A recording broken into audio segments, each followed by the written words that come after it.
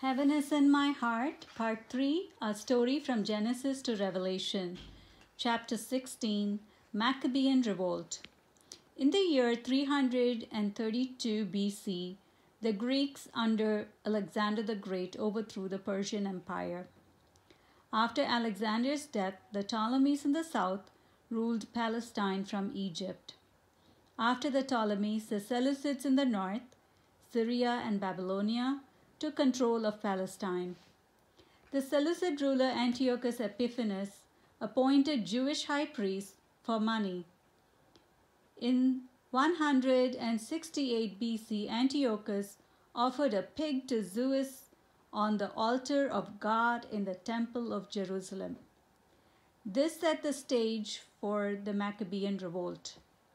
A priest named Matthias with his 5 sons, John, Simon, Judas, Eleazar, and Jonathan, revolted against Antiochus. Antiochus sent less capable Greek generals, and they were completely defeated by Judas and his followers. 3 generals with 50,000 troops were defeated by 6,000 poorly equipped Jewish rebels. This was definitely a miraculous victory that God gave to the Jews. Also, the commander-in-chief of the Seleucid army, which had a 60,000-person infantry and 5,000-person cavalry, were defeated by 3,000 poorly equipped rebels and 7,000 additional rebels.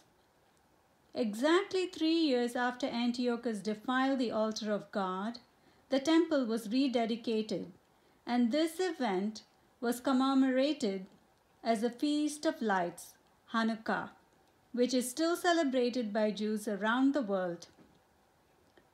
Simon, the brother of Judas, freed the Jews from Seleucid bondage while there was a civil war within the Seleucid Empire and established the Hasmonean dynasty. Simon succeeded Matthias as the next high priest, religious leader, commander of the army, military leader, and king, political leader of the Jews. The Jews could have maintained their freedom, but there arose internal conflict between the Pharisees and the Sadducees. The Pharisees were conservative Jews who were religious and did not have political motives, whereas the Sadducees were liberal Jews influenced by Hellenistic views of Greek teachings, were political and did not have religious motives. The Pharisees and Sadducees were constantly fighting with each other. In 63 BC, the Romans under Pompey ended the civil war between the Pharisees and the Sadducees.